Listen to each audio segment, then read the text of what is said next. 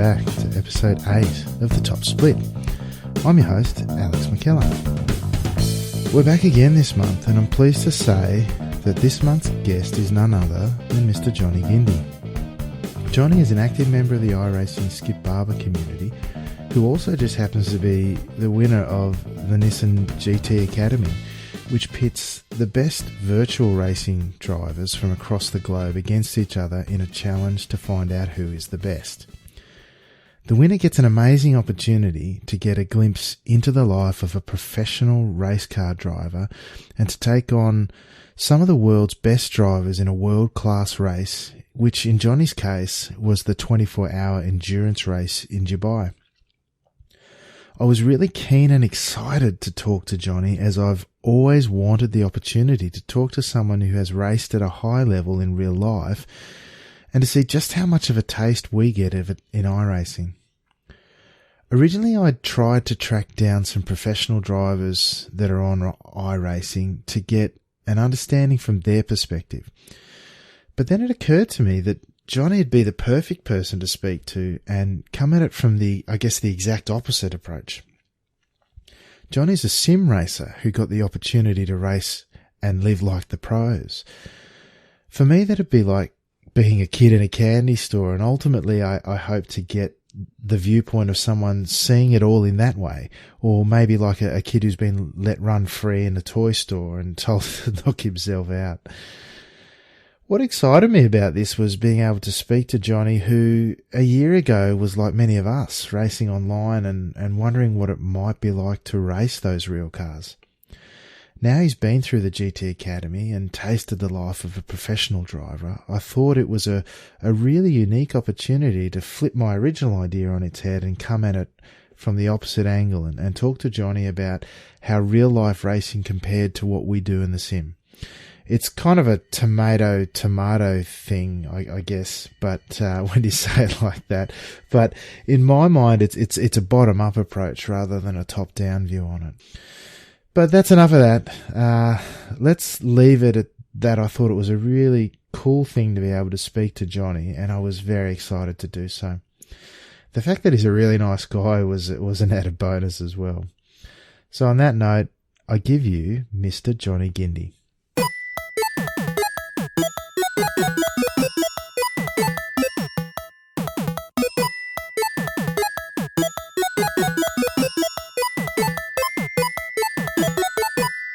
Today I'd like to welcome Mr. Johnny Guindi to the Top Split. Johnny is an iRacer, a Skippy driver, an iRacing coach, a GT Academy winner, and was a driver as a result in the real-life 24-hour Dubai race.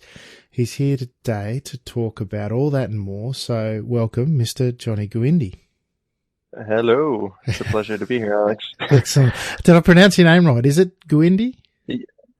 Guindi. Guindi, thank you. So silent U. Yeah, okay, Johnny Guindi, thank you. I always like to get it right. I probably should have asked before we started. Yeah. No worries. I actually hope RaceSpot will be tuning into the podcast because I always get it wrong.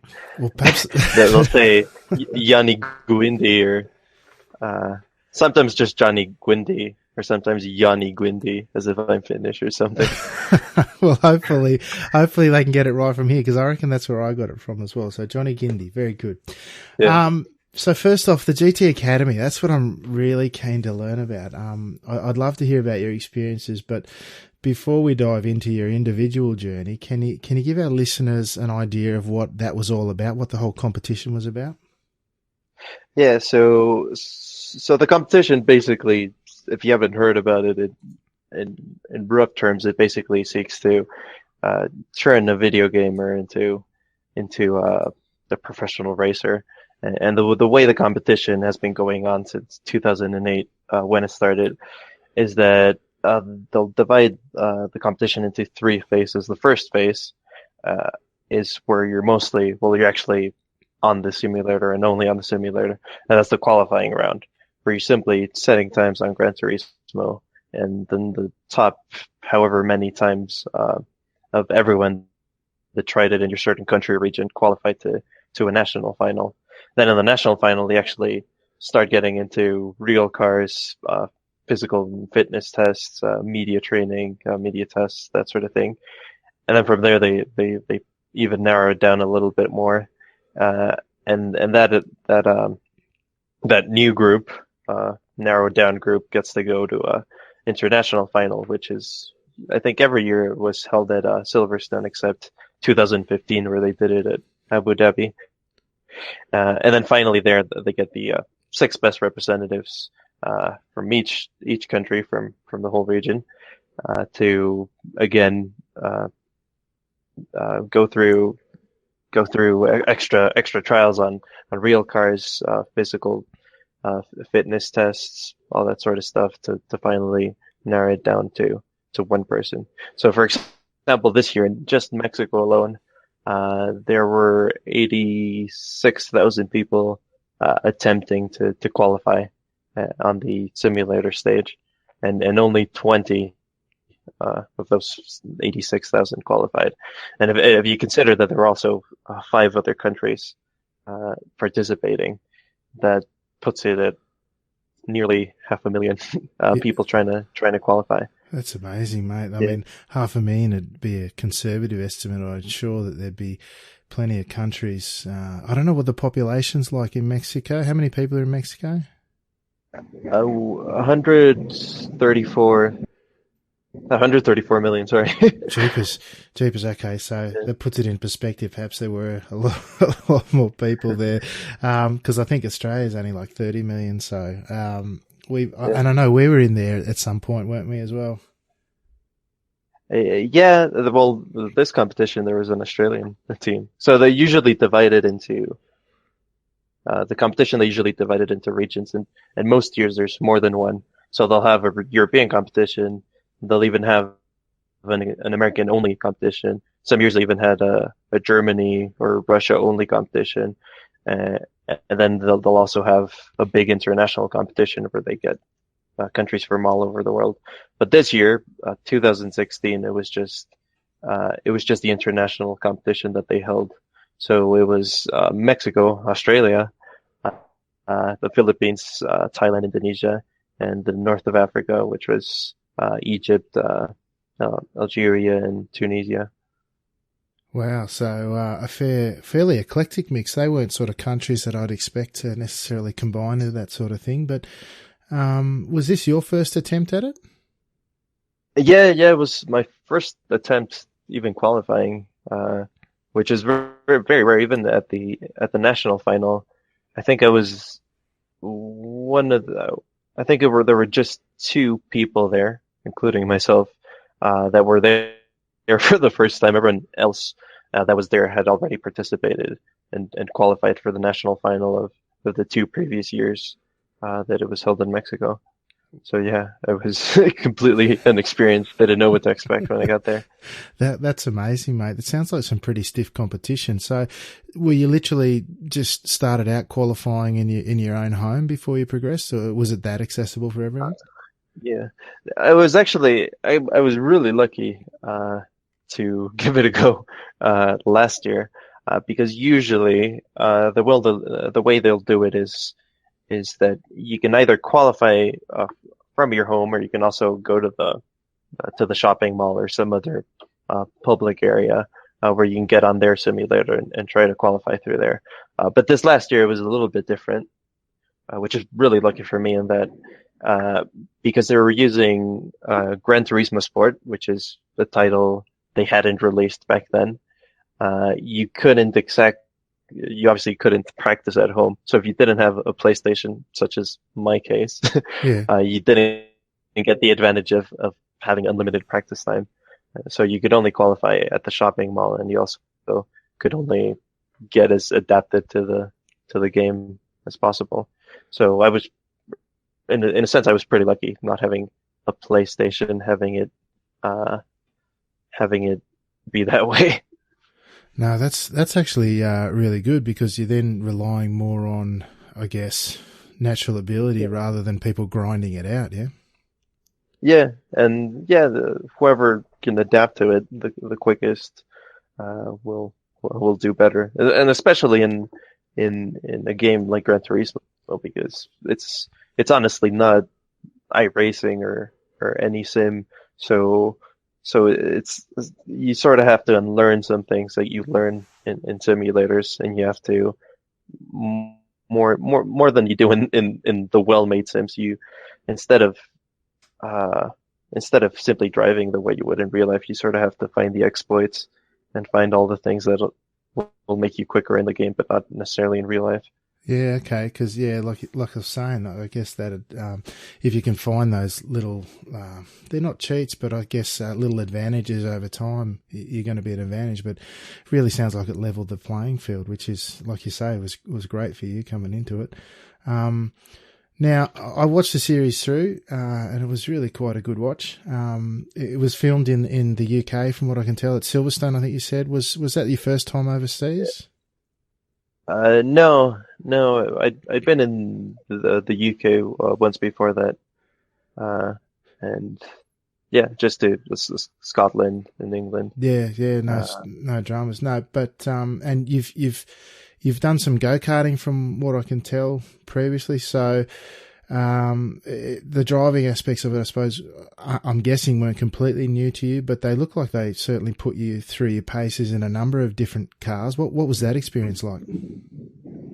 Yeah, well, that actually happened the first official day of the competition. So they drove us over to a place called Bedford Autodrome, which was about an hour away from Silverstone, more or less, and and we simply drove pretty much every single car they offer there. So around the year, they'll mostly for corporate events,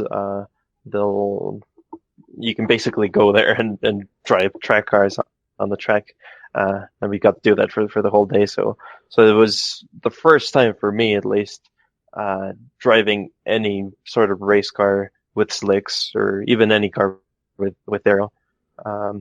And we drove four cars that first day. We drove the JBLM, which is a sort of prototype car. It's not that high power. It only has about 260 horsepower, but it weighs something like 700 kilograms. Oh wow! So it's fairly light, fairly quick, and it has quite a bit of downforce. It doesn't really have a lot of downforce in the big scheme of things, but when it's your first time driving anything with even a tiny bit of downforce, it's ridiculous how fast it could corner. Like that only goes up to maybe 1.8 lateral Gs, but just experiencing that for the first time was just mind-boggling. But later on, driving the Radical and going back to the JBLM, it felt like a barge. No, but it sounds like a fantastic experience, and from the footage I've seen, it all looked very intense. Did you get much downtime during the filming of the show? Yeah, well, the downtime was mostly the filming itself, because you would have the challenges, and then the rest of the time it was mostly filming stuff over and over again for television. Like the stuff they show on the show is probably like 5% of the footage they had. So, oh wow! Yeah, so there's so much unused footage just laying around on the floor, I guess. Yeah. Obviously, it was very competitive on the track. You were all competing for such a massive prize. But did everyone get along okay otherwise? Did you get to interact with some of the other nations? Because there were, what was it, 6 nations, I think we said, competing? Yeah. Oh, yeah, definitely. Well, the Australians were very fun to hang out with. We were a fierce rivals, but everyone on the Australian side was, they were really, really nice guys. Yeah, we got along quite well. Yeah, cool. Made a lot of friends. Yeah, I'm from all glad. over the world. Yeah, I'm glad, because like ultimately you're there to win, but you all, even if you don't take out the ultimate title, I guess you've got such a good opportunity to learn and meet other people with similar ideas on things. So that would have been really cool. And from watching the series again, it looked like the Mexican team, although obviously again they're competing against each other for a single seat, were ultimately trying to get a Mexican on the top step, as it were. There seemed to be a lot of national pride there, from what I can tell. Was that the case? Yeah, it was definitely, in a way, it was a bit of a lesson from the year before that, because obviously the first year Mexico competed was 2014, Yeah. and they won it straight away with Ricardo Sanchez was Yep. the other Mexican driver. Yep. But the year after that, there wasn't good chemistry in the team, and everyone was, well, most people were. Well, I guess it only takes one person to be to be in there for their own sake, Yeah. and really not work as a team for the whole team to break down. So, so this last year was a bit of a lesson learned from the previous one. So yeah, definitely the focus was mostly on getting someone the best person to represent Mexico in the final. Yeah, that's awesome. It certainly sort of came through. I mean, I struggled obviously with the language barrier on the videos, but it was for me. It certainly seemed the case, which was really, really cool. One thing I did want to ask you about on the show is the obstacle course. You guys were put through your paces on a military style obstacle course at one stage. What was that like? Oh, that was awful. My least favorite day of the competition by far. Yeah, I bet. Yeah. It looked pretty grimy and horrible actually at times. Yeah, and it honestly the whole the whole obstacle course wasn't long at all. The problem was, and I'm usually, when it comes to cardiovascular endurance and that sort of thing, I'm really really good. Yeah. But when it comes to just really high intensity stuff, Yep. just really exerting your body for very short bursts. I tend to vomit. I don't know why, but whenever I do something that's really, really intense for a short period of time, I end up vomiting. And that's what happened 7 times to be precise. 7 times, cheapers. Yeah. Yeah, well, I would think if you've got good endurance, that'd be good for driving, wouldn't it? It strikes me that you need to be able to maintain a good, as you say, cardiovascular endurance over a long period of time when it comes to racing. Would that be the case from your experience? Yeah, definitely. And even though, particularly driving GT cars, it might not be, apart from the heat, it might not be the most physically exerting thing in the world. But what it does help you more than anything, looking past the actual physical benefits of it, is being able to concentrate. Simply because if you have if you're more fit, cardiovascularly speaking, you'll generally have a lot more oxygen to actually go to your brain and help you concentrate. Whereas if you're not that fit, it's a lot easier to not be as sharp as you could behind the wheel, even though you don't physically feel tired. Yeah, look, I'd agree with that based on my sporting experience outside of driving. Obviously, I haven't done much of that. But certainly I think if you're fitter, and you're able to do that higher level thinking that enables you to strategize and really critically analyze what you're doing a lot better. So, no, that makes a lot of sense. So after the obstacle course, obviously there was the driving elements of it. One thing I'm really interested to know about is what was it like driving on a track like Silverstone, a place that you'd no doubt driven plenty of times on screen previously. How did it compare?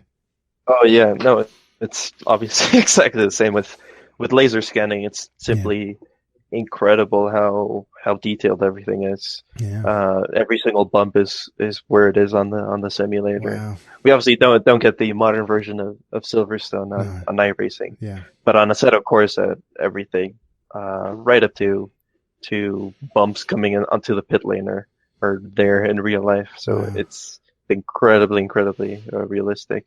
It's just really cool going out on track, even though you've never actually driven there before, and knowing what references you should be looking for and finding them. Wow. Yeah, it's really a great feeling. That's awesome. Now there was the qualifying event for the main race during the series was the oval car event. How much fun was it driving that little oval car event? And I mean, it looked really competitive, but potentially a bit like racing Dodgem cars and a bit of fun at the same time. Yeah, it was probably the funnest thing we did there. Yeah. Yeah. Actually, Sorry, yeah. Scratch the probably. It was definitely like the funnest thing. Yeah, you guys Yeah. certainly looked like you were enjoying it at the end, and the victory looked certainly very sweet. But and then the final race amongst the nations on the series, you were teamed up and starting from pole as a result of that oval race. But when you did the second stint from memory, and you had to fight to get past and hang on to the lead, tell us about that race. What was that like? Yeah, so for this year it was a little bit different to any of the other final races for GT Academy, in that usually there'd only be one representative for each country racing, whereas this year they sort of went for endurance race sort of format where there'd be a driver change at some point throughout the race. So the way our strategy worked out is that Enrique would start the race, starting from pole, and simply try to not fight other people too much, and well, maybe fight people a little bit, but not lose too much time to the leading car.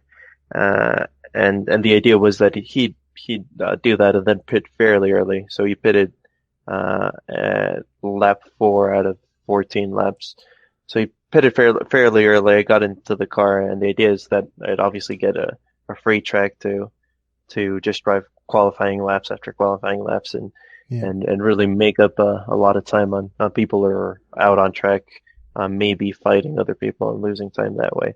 And that's pretty much exactly what happened. The only highlight, I guess, because it wasn't the most entertaining of races, Yeah. was that I really only had to do one overtake out on track, Yeah. which was the North African team that were actually leading before Enrique pitted. Yeah. So they came out of the pits pitting a lot later than we did, Yeah. about lap 7 or 8, I believe. So they came out of the pits right in front of us, and I simply had to pass them and then drive away from them as best I could.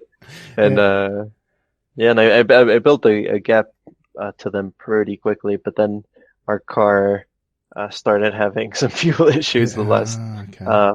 4 laps. So simply because the car was fairly low on. Well, the reason Yeah. the reason the race was only 14 laps was that for some reason those 370s they had there Yeah. couldn't go any further even with a full Oh, tank. really? Yeah, so the last 4 laps, the fuel level was so low that in the last corner in particular, all the fuel would just slosh over to one side of the fuel tank, and the pump would just stop sucking fuel, and the car would just die coming out of the last corner. And I assumed it was happening to everyone, but it didn't happen to the North African team, which was that was the big issue, that it wasn't happening to them, because I think it happened to everyone else. Wow. So I built quite a gap, and then they started catching right at the last corner, and then I built a gap again, and then by the last corner again they'd gain on me. So it was really nerve-wracking those last few laps. I bet. I got to tell you, because I watched the videos on it, and of course I was watching it on YouTube, and it's all in Spanish. Now Google does try to translate the video into English with subtitles. Oh yeah, I've seen that. It's terrible. It is. I was going to say, without wanting to sound too critical, it does a terrible job. So I couldn't tell really what was going on. I thought there might be something to do with fuel, but then I could see the front splitter on the car sort of bouncing as well. So I wondered if you had car trouble, but oh yeah, no. That fills me in. That's great. Now I know. Yeah. So you end up winning the race as a team, and ultimately though you as an individual get out of that, get crowned GT Academy champion, winning a seat in a real team to compete in the Dubai 24-hour race. That must have been an amazing feeling. Yeah, I mean, after winning the race, it technically didn't ensure anything at all, because even many years the winner hadn't even come first or second in the race, and they still picked him as the overall winner. So they take into a lot of things into account, all the other challenges, and particularly the comments from a lot of the driver coaches and all the people that you're around for throughout the whole week. So there was obviously nothing, Yeah. nothing. It was still pretty nerve-wracking after the race. We Yeah. still had to wait about 3 hours till we actually learned who actually won it. Well, actually, the reaction you saw on TV, Yeah. that was that was the exact moment Yeah. the news was broken to us. And obviously, I obviously didn't. It was also very likely that my Mexican teammate also had a really good chance since he'd done a really good job right up till then. I mean, throughout the whole competition, not right up till then. Yeah. Uh, Yeah. and uh, and he obviously won the race just as much as I did. Yeah. Yeah. No, that's So, right. yeah, No, it's really interesting. definitely It's, nerve-wracking. yeah, absolutely. It's interesting to hear that they did take that whole, I guess, period of time into account, and it was certainly made clear that it wasn't just the winner of the race that was going to do it. Even though, like I said, I was struggling a bit with the translation, but you must have felt really good about that, in that they'd taken you as, I guess, a whole package. The on-track stuff obviously is a big part of that, but also the off-track. And, you said they put you through media stuff, which is obviously very important in the racing industry. The fact that you got along with people, obviously made a good teammate and everything. So, that would have been awesome. And I bet I could see the emotion on your face. And I think in sort of looking around at a few different things that were taken on the day, it must have been just an awesome experience. Oh yeah, it was. I never use this term because it's super corny, but Yeah. I really couldn't believe it. No, that's awesome.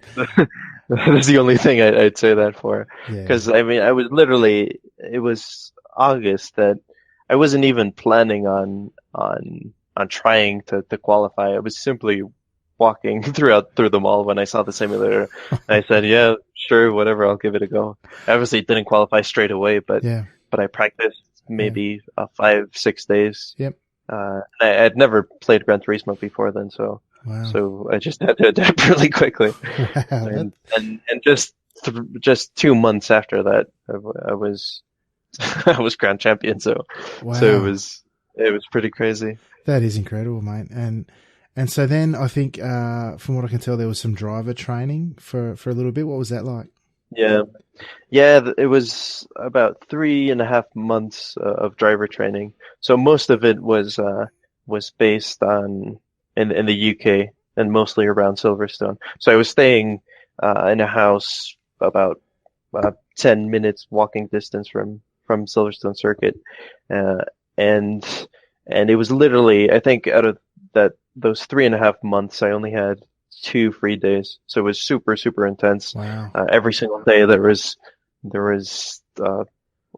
work, if you want to call it that. Yeah. And it was either physical training one day, or then the next you might be going back to Bedford for some personal tuition. And more driving training, and then on top of that, you'd also have all the race weekends to get the national the necessary level in on your national racing license at the UK to be able to then later get the international license to be able to race in Dubai. Oh, wow. So in total at the UK it was seven. Hold on, let me think. It was 14 races in total in the UK. Yeah. So I got to drive at Brands Hatch, Silverstone, Snetterton, and Bedford. Yep. And then mixed into those 3.5 months, we also did 2 trips over to Dubai to get to learn the circuit. Yes. We obviously weren't driving the same GT4 car that I'd be driving in the 24-hour race. Yeah. I was instead driving a Radical SR3. Wow. Which was my favorite car to drive throughout the whole process. And there we did three races between the 2 trips, and quite a lot of physical training there as well. Wow, that's really intense. I wasn't aware of the licensing aspect. I really hadn't thought of it. I mean, we have it in iRacing, of course, but it's, it's there and it sets the tone and it determines what you can drive. But it really hadn't occurred to me before you were talking about it that it also applies in the real world. And do you get, steward decisions that affect your license in the same way? Yeah. It's very very similar. Where you simply the way it works out is that once you do get the license, in order to get to the next level, you need to get signatures from the clerk of the course. Yep. Which is basically the guy in charge of of you not doing stupid stuff on track, and if he acknowledges that, yeah, Johnny didn't do anything too stupid, he'll give you a signature, and then you'll go to another race. Yeah. And as soon as you get a certain number of signatures, I believe it was 10 I needed, or 8 or 10, I can't remember correctly. You get the next license level, which allows you to also get an international license. Oh wow, cool! And how did you go in those races? Did you take any out? Get some good results?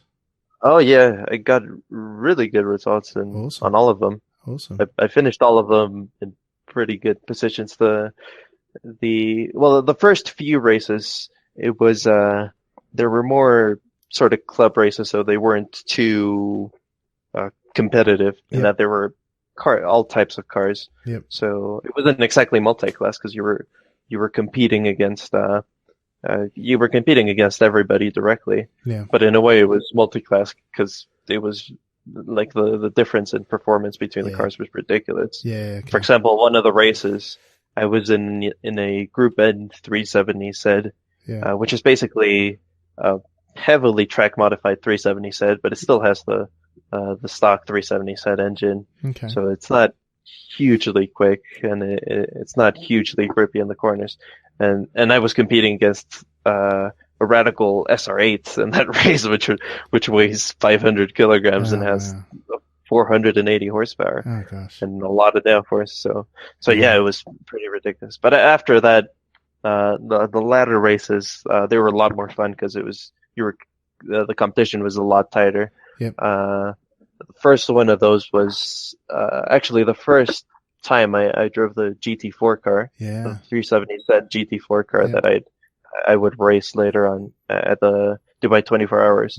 Was in a multi-class night endurance race at Brands Hatch, and it was also raining for that race. So not only was I driving a completely new car in a semi-new track because I hadn't driven too much there in real life. It was also raining and it was also nighttime, and there were GT3 cars, GT4 cars, and also much slower touring cars. Yeah, good experience though. Certainly in preparation for what was to come. Yeah, so, that was really fun. Yeah, that's awesome. Yeah, that race I got a second place, which was really good. And then a couple of the other previous ones, I won 2 of them and got podiums on most of the other ones. Oh, that's awesome. So it was fairly good. Sounds like the guys. And then sorry. Yeah, and then the radical ones at Dubai. I finished 4th the first 2 races, and then the final race, which was an endurance race, I did with Roman Sarazan, who was the 2015 winner. Yeah. We actually won that one. So awesome. It was pretty cool. It was also the first actual endurance race with a driver change that I'd done since the actual final of the competition. Yeah, nice. So that sounds awesome, and I bet that the guys are really happy with your performances to that point. So then you go on to the big race at Dubai, which is obviously the culmination of all that and the GT Academy process. And watching that, the first stint didn't quite go to plan. How did that work out? No, it was hugely disappointing. So basically, it was just a lot of factors that came together. With my own stupidity to result in in a bit of a crash within half a lap of participating in my first ever big international race. Oh, Yeah, so man. basically, we'd gotten out on track during a Code 60, Yeah. What's which a over Code there, 60, sorry?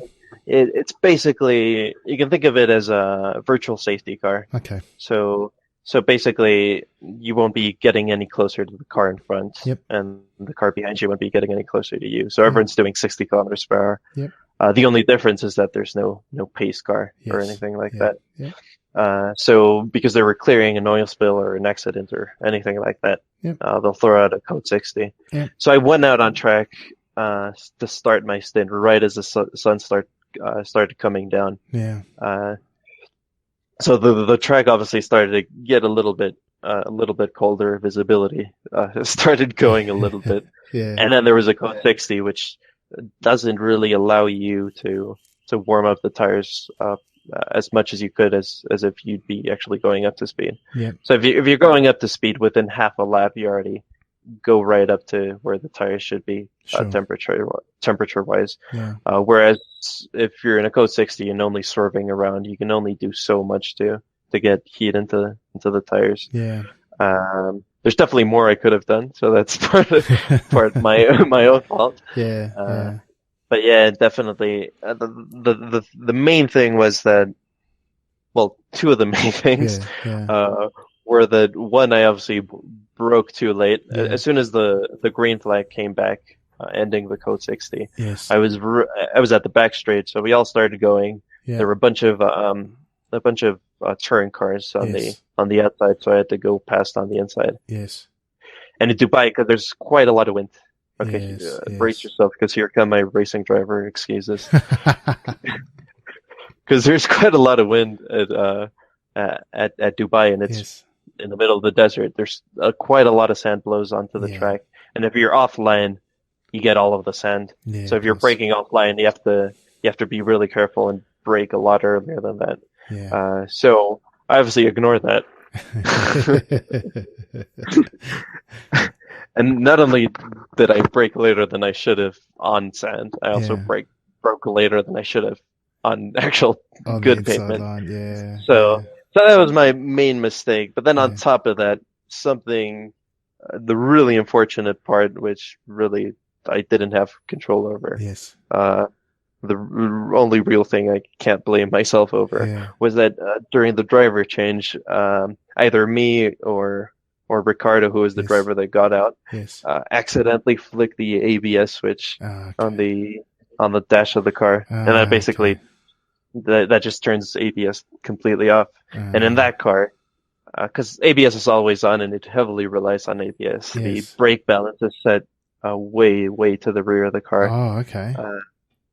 So if ABS is off on that car and you hit the brakes, not even threshold braking, Yeah. the rear tires lock up instantly. It's basically, think of it as basically just pulling a handbrake instead of actually wow. braking. So like the rear tries to Yeah. become the front pretty quickly, right?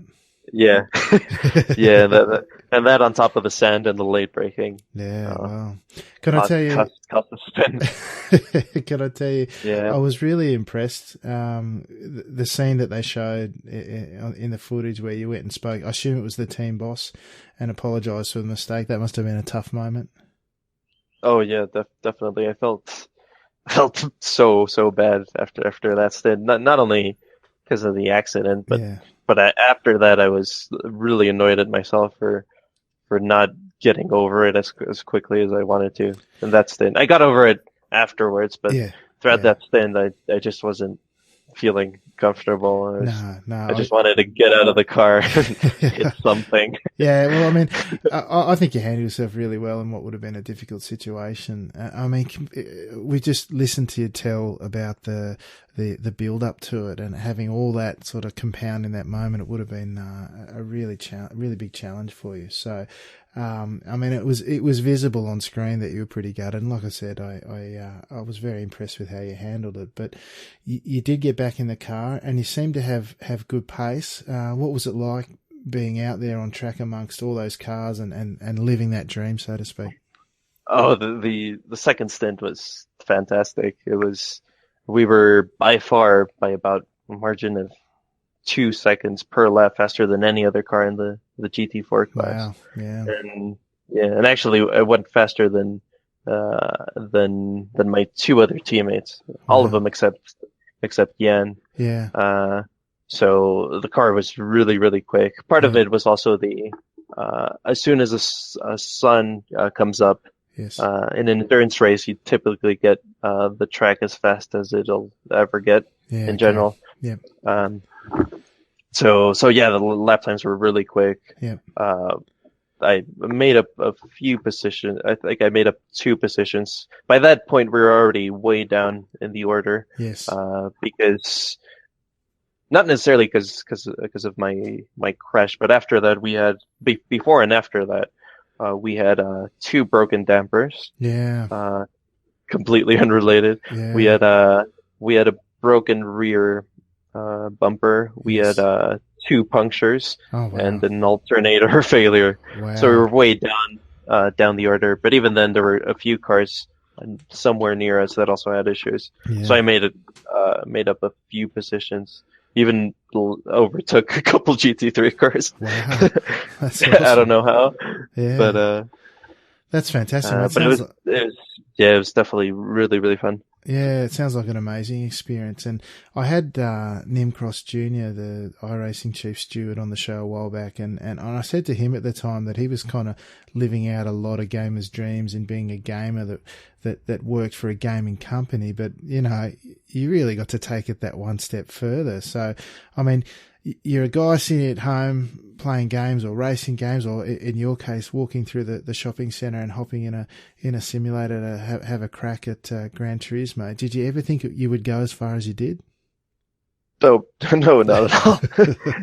I mean, even the first time I tried it, I got on the sim, Yeah. and I was it was probably like 6 or 7 seconds off the pace. Oh, wow. Yeah. So, I mean, I obviously wasn't considering it, but I said, why not? I'll give it an actual try. And I started going in the mall after school, Yeah. for 3 or 4 hours, Yeah. as many hours as I could each day, and just Yeah. practice Yeah. as much as I could. Yeah. Had as many hours as I could before I actually got on the pace. Yeah. And then after that, it was just really nerve-wracking day after day, Yeah. seeing other people better their times and going a little bit faster. Yeah. But yeah, and that was my least favorite part of the process. Well, all the rest of it sounds like it was awesome. So that Yeah. would have been very nerve-wracking. But speaking of racing at home, like no doubt everyone listening to this does, can you answer me for the big questions? Yeah, how does it compare? How did iRacing match up against the real thing? It's pretty incredible how closely it matches. Not only just the way the tracks are and how the cars drive, but just how racing is, and just how you have to conduct yourself as you're racing. Yeah. Just many things like racecraft and that sort of thing. Yeah. You can learn so much in iRacing. Even if you don't have the best physics in the world, you can learn so much from racecraft on a simulator. Wow. And in real life, and in an endurance race in particular, it's so important to not lose time being lapped or lapping other cars. Yeah. So that helps so much. And the actual driving part of it is super, super realistic. It's Wow. in many ways in real life it's easier than it is on the simulator, Really? because you have more senses on which to Yeah, of base off. course. So in the real car, you get the accelerations from cornering. You get vibrations. You get a lot of stuff that you don't get on the sim. And on the Yes. sim, you have to rely more on things that aren't as obvious in the Yeah. real car, like sound Yeah. or simply what you see ahead of you. Yeah. So in many ways, it's easier in the real world. And even the racecraft is a tiny bit different in the real world. Yeah. In that, believe it or not, it's more aggressive than it is Wow. on the sim. Really? Yeah, and I think the reason for that is that in real life, you obviously don't want to damage the car, because you either have to pay for it, Yes. or you have to go apologize to the team owner for damaging it. Yeah. Either one wouldn't be particularly pleasant, right? Yeah. So so most people understand that. Most people understand that, and they'll dive bomb you and know that you'll get out of the way and not fight for it. Oh Whereas in the wow. sim, you won't be as likely as to do that because you don't really care. Yeah. It's only a virtual car. Well, You that might be pissed and lose a little bit of iRating, but yeah. that's as far as it'll go. Well, that's really interesting in that, people will dive bomb more in real life because they think you'll get out of the way, but in the sim, we don't. No, I'd never really looked at it that way. That's really interesting to hear. But so yeah, it sounds to me that it's more than just a bit of fun in downtimes. It can be a really good tool for real drivers as well. Yeah. Yeah, yeah, huge though. And even during the program, there was a fair bit of simulator work. Okay. It was mostly to learn new tracks I'd be going to. Yes. So Yes. before going to, I've obviously already driven at Brands Hatch, but even Yes. then, before going to Brands Hatch, we'd have a couple of simulator sessions at Brands Hatch Yeah. in the GT4 car. Yeah. Then we do the same for Snetterton, which I didn't know at all. Right. Then did the same for Silverstone and did the same for Dubai. And actually, for Snetterton, it was particularly helpful because not only had I never actually driven there or even seen onboard footage from the track, but the day I got to race there, it was super foggy. Okay. So I could only see about as far as maybe 15 to 20 meters ahead of the car. So I was literally just driving out of memory from the simulator Wow. because you couldn't do anything other than that. Yeah. No, that's awesome. Well, it's good to know, but that it's so useful and it gives us that don't get that opportunity some real comfort that we're doing it like the real guys. And I guess for those of us who have not had the amazing opportunity that you work so hard for and ultimately were so successful with, it's also great to see that you're still active in the community. I mean, you really do give life to that dream that we've all had at one point or another, and of maybe making it for real. And I, for one, love the fact that you've shown it's possible. So congratulations for that, Johnny, and also, thank you for living every gaming kid's dream, mate. It's great. It's my pleasure. Yeah. Now, another thing. It'd be anyone's pleasure. Yeah, absolutely. Now, another thing you've been doing for the Skippy community that I've seen this season gone by and has been has been lap guides for the tracks on the official calendar each week. I, for one, have been very grateful, and I found them some really useful. I've tended to hit them up mid to late week when I've already got into bad habits, I should say. But nonetheless, they've shown me things that have really helped me. How have you found doing those guides? Yeah, it's definitely obviously very helpful and nice to be able to help other people, but it's also quite a bit, probably more than you realize. It's pretty helpful to me, Yeah. simply because it's really easy to start driving out of memory and not getting accurate braking references, Yes. for example. Yeah. So even as I'm doing the walkthroughs live, many times I'll be looking out for the references as I'm talking. Where previously I'd simply know where to brake out of feel and muscle memory. Yeah. But it particularly for braking references, it's helpful to actually have an actual reference and not start to do it on muscle memory. Simply because whenever when you get a colder or hotter track, that reference won't work anymore. Yeah, no, that's right. And does it line up how you might analyze a track in real life? Yeah, exactly the same. Obviously, in real life, there's some exploits that you maybe wouldn't use Yeah.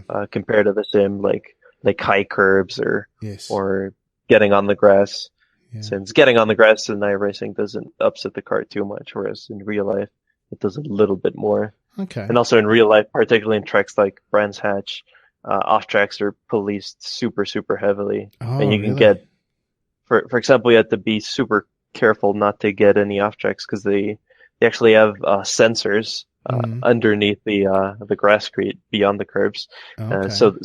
And those sensors are linked up to some cameras, so they know exactly who got off track.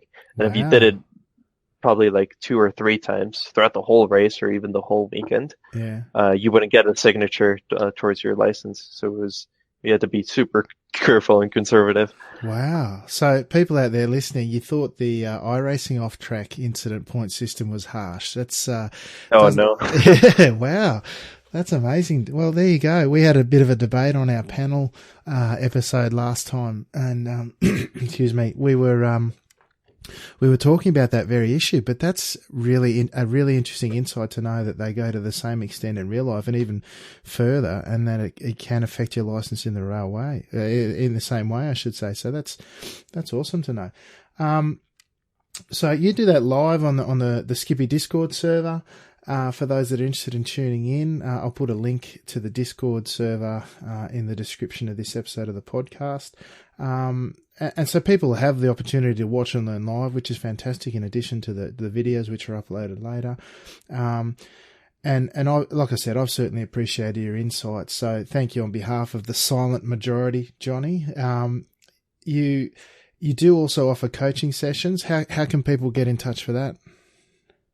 If you want, at the end of the podcast, I'll also leave you my email. Beautiful. And so you can, just link it there, and simply send me a message and let me know that you want me to have your money, and we can go from there.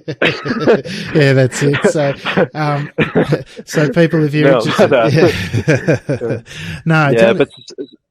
So far it's going. It started roughly 3 months ago, and so far it's going quite well.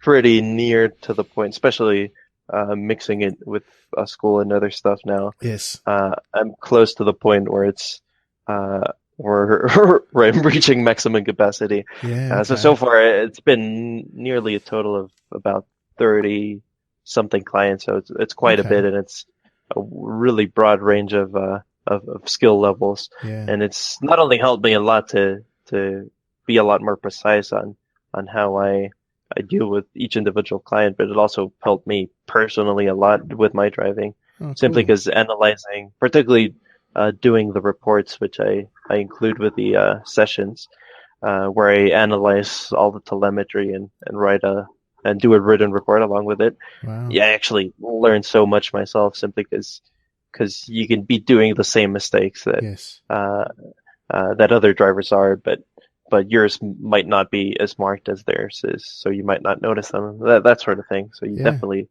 learn a lot from doing them. Oh, that's awesome. So now you've won the GT Academy, as we said. You've raced the Dubai 24-hour race, but what awaits you now is the Top Split Hot Lap Challenge. So I'm going to ask you to fire up your car and we'll head over to the track to see if you can't give Quirk, or also known as Tyson Meyer, a run for his money. So let's get on with that. Okay. How many gears am I allowed to use? You can use all of them if you like. All right. All right, folks, we've made it over to the track now. Johnny's just about to get out for his warm-up lap. All right.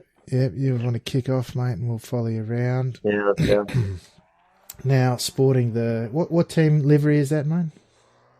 TT Racing. TT Racing. So it's, it's in the team, it's me, Philippe, Gret Seats, Vinicius Rocha, and Adam Rylance. Okay, cool. And are you guys, is that the team you're doing the 24-hour Le Mans race this weekend? No, that'll be a different team. Greg Seats will also be there. Yes. With me, but the 4 other drivers are other guys. Some of them ex-Skippy drivers as well. Yeah, nice. So it'll be quite fun. Yeah, representing the Skippy community. Absolutely. Well, we'll be somewhere behind you representing the Skippy community. The Top Split podcast is putting in a team combined with another Skippy team. The Team Milo guys will have a stab and try not to hold anyone up, but we'll see how that goes. So we're out on track now for the warm-up lap. Excuse me, Johnny's coming around the back of the circuit now into that technical infield section, which is one of my favourite parts of this track now that I can stay on more often than not, I have to admit. It sorts out a few of them out the back, which is always good fun. But, so the time to beat, folks, is a 1:44.4 set by Tyson Meyer, of course. Twitch streamer extraordinaire. He's got one up on his Grip TV counterpart in Matt Malone, who's down there in third. Desmond Harbinger, who was with us, of course, with the panel episode last time. He's sitting there in second spot on a 1:44.8. So coming around for the first time lap now, we see Johnny Guindi into turn one, braking hard. Already got a bit of damage on the front wing. Not too much, just a little bend. Won't slow you down, I'm sure. Nice wide out of turn one, through turn two now. Love the angle, don't run too wide there. Thanks for giving me excuses for the front wing. That'll be handy. That's it, down into turn four now, this crucial quarter on the track. Nice entry. Now, how wide do you run here? Some people like to hold it pretty tight. You seem to be about the middle of the road there. Do you reckon that's the quicker line? Yeah, I usually try to go for the middle. Yeah, so that's definitely the quickest. Yeah, awesome. All right, down this long straight, into fifth gear now. Braking really late. Front of the car dips down, of course. Nice entry. Wide on exit there. Is that your preferred line? Not that wide. No. I broke a little bit too late, for sure. Nice right in the curves. That's what the first lap's for. Yeah, that's exactly right. To get the ponies woken up in these things, it takes a little while. Around this tight first gear corner, of course, through the back here. Lovely sweeping sections, hairpin section there. Through Michael Knight now. Little touch of a lift there to set up through there into the final corner. We'll hop on board for this second lap. Lovely, all the track used there. I'll even put the speedo up so we can get an idea. Alright, so opening lap, folks, is a 44.5, which is right up there already. At 44.5 puts you in second spot already. Oh, flicks the rear of the car out, holds tight to that apex. Very nice. A little bit of dirt, not too much. Don't want that 1X there. Very good. Into fourth. Holds fourth all the way. This track known for blowing engines, of course, but not on solo laps, so you can hold fourth all the way there. Again, that tighter line on exit. Very good. Up into fourth, long straight here for the skippies. Not so much for the Formula Ones that they did a few races here for. Up into fifth. Brakes so late there. Very good. Nice turn in. Little clip on the grass there. Hoping no 1Xs. Lovely apex there through this infield section once again.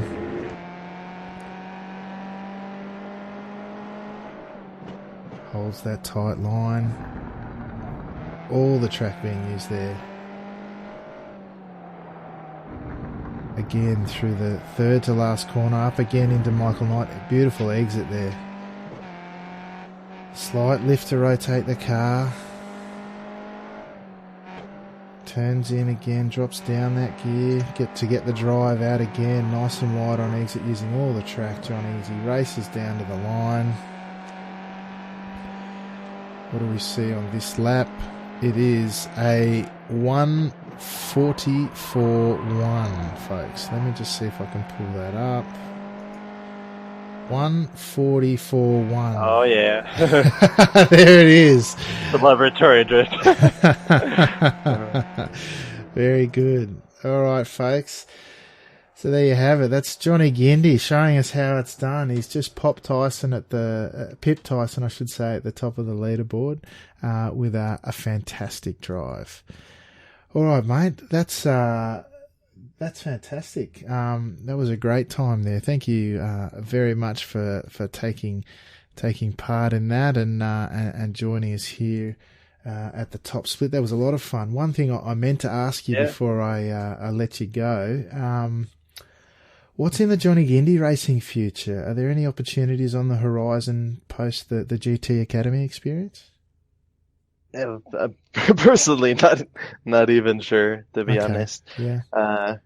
Yeah, 'cause a lot of it is you have to depend on the higher ups wanting to spend the money. Yes. In a sport like racing. Yes. And so at the moment they haven't confirmed anything that goes either way. Yeah. So I'm basically just waiting. For the moment, my plan is to just finish my my university degree and then focus on this full time. Yeah. But until then, at least I have something to do, and something to focus on as I wait. Yeah. So, what are you studying at uni? Mechanical and electrical engineering. Oh, well, that'd come in very handy should you choose to further your racing career. Is that what you plan to do ultimately if you get that opportunity? Yeah, for sure, definitely. Yeah, well, that's awesome. I think you've definitely got the skills to progress there. I think you've definitely shown you got the talent, and I'm confident that you've also shown that you can do whatever you put your mind to, Johnny. And I wish you all the best in those future endeavours on and off the track. But apart from maybe reaching out to get some coaching from you, as we were talking about, either on maybe on the iRacing forums, or I'll put a link in the description as you suggest, or perhaps even in that Skippy Discord channel that I'll also put in the description in the notes for this episode. Is there anyone or any sponsors you'd like to give a shout out to while you're here? Well, I would obviously like to thank TT Racing, because this season was fairly fun, and I don't think any of us would have gotten as good results as we did had we been out racing on our own. And it was definitely, and not only that, it's just a lot more enjoyable having someone to talk to and someone to joke with. Yeah, absolutely. So definitely those guys and everyone in the Skippy community, the Discord group, everyone's really friendly. Everyone's understands that they're here to have fun, and they usually don't do stupid stuff on track because of that reason. Yeah, that's it. Yeah, and obviously you, Alex, for having me. Yeah, no worries, mate. I really appreciate it. And you're right, the Skippy community is the best community going out there, mate. Bunch of fun races, plenty of action on track every hour, and good bunch of blokes to be around too. So, thank you so much for joining me today, Johnny. It's been a great pleasure to have you on the show, and I've really enjoyed it. Yeah, it's been a pleasure to be here. And if someone does beat my time, be sure to call me back. I'm counting on you to call me back. Absolutely. Well, can I tell you, the only person that I think might give you a bit of a shake potentially is Philippe, who I did have on the show, but that was before I had the hot lap challenge going. Yeah. So I might have to have him back. Oh, it'd be good. All right. So thanks again, mate. I really appreciate it.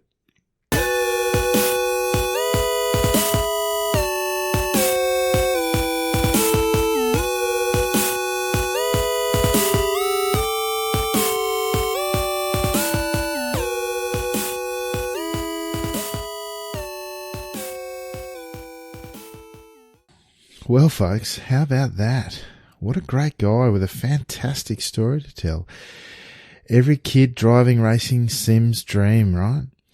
Go down to your local shopping centre, race a new game, and get skyrocketed onto the world stage on a reality show where you get to live that dream. Amazing.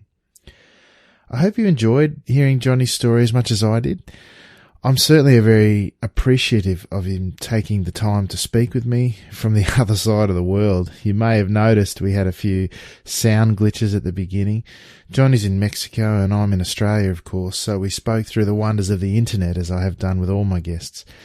With those wonders comes some glitches sometimes, but I think we got away with it okay, and it didn't take away from our conversation in any way. So, like I said, I hope you enjoyed it too. Johnny came across to me as a really intelligent and well-spoken young man with a great head on his shoulders. He's obviously got a lot of talent on the track as well, and I for one hope that he gets more opportunities to demonstrate them on track, and I reckon he'd have a lot to offer racing teams out there. I reckon he's one to watch in the future too. I wish him all the best with his studies and his racing career into the future. If you'd like to reach out to Johnny and take advantage of his talents as a driving coach, you can hit him up via email at johnnygh94@gmail. That's johnnygh94@gmail.com. Or I know he frequents the Skippy Discord server where you can catch his very informative lap guides being done live. The Skippy Discord server can be found at discord.me/Skippy. Although I'll put a link to both of those in the description of the podcast for your convenience. From what I understand, Johnny's pretty reasonable in what he charges for a lesson, so don't be shy on that basis either. I'm sure it'll be well worth your time. Before I forget also, make sure you check out Johnny's full GT Academy experience, which you can find on YouTube. Just do a quick search for GT Academy, or there's a thread that has it all on the Skip Barber section of the iRacing forums. I'll also put a link to the first episode in the description of this podcast just to get you started. I do warn you that it is in Spanish, as it is the Mexican leg of the GT Academy series, and the live Google Translate subtitles, well, they're fairly rubbish, but I've certainly enjoyed watching it a lot regardless, and again, it'll be well worth your time. Before I let you all go, I'll mention a few things going on in the top split world. This weekend, the top split racing team will be competing in one of the splits for the iRacing Le Mans 24-hour endurance race. With the strength of drivers on display, we will no doubt not be living up to our name and be in one of the lower splits, but it will be a great experience nonetheless. When I do my stints, I'll most likely be streaming on Twitch, on the Top Split TV channel. Just search for Top Split TV, all one word, on Twitch, to check it out. I've been doing more streaming lately, and I've been on maybe 3 or 4 nights a week, usually racing skippies for the most part, but hopping in a few other cars when the opportunity arises as well. I found the iRacing Twitch community to be fantastic, and it's added a very enjoyable element to my racing. I can also recommend checking out a couple of my previous guests, Tyson Meyer and Matt Malone, at their Twitch TV channels of Quirkatized and Showdown 1983, respectively. They're a great watch too, but make sure you come out and check out me pottering around the track as well over at the Top Split TV channel. If you are around, come and join me on track as well. Often if there are other drivers on the Top Split Discord server, I'll bring them onto the live stream and we can enjoy some friendly banter during the race on the live stream as well. It's a good time, right? Make sure you head over to topsplit.com as well. You can check out the video of Johnny's lap, as well as the other laps for those who competed on the Top Split leaderboard. I'll also be posting up a gallery of all the RRTV broadcasts for Monday Night Lights series that's just been completed.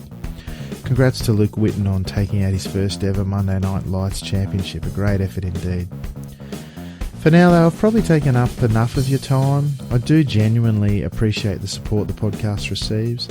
I get a lot of people saying g'day on the race servers, and it's a really great feeling to hear that you're enjoying the show. It's a big part of why I do it. Until next time though, I look forward to seeing you on the track, be it at Le Mans this weekend or in the new season coming up, where I'll be taking another crack at the skippies and maybe even jumping on board that sweet Ferrari that was released this week. What a drive that is. Until then though, I've been your host, Alex McKellar, and you've been listening to The Top Split. Ciao for now.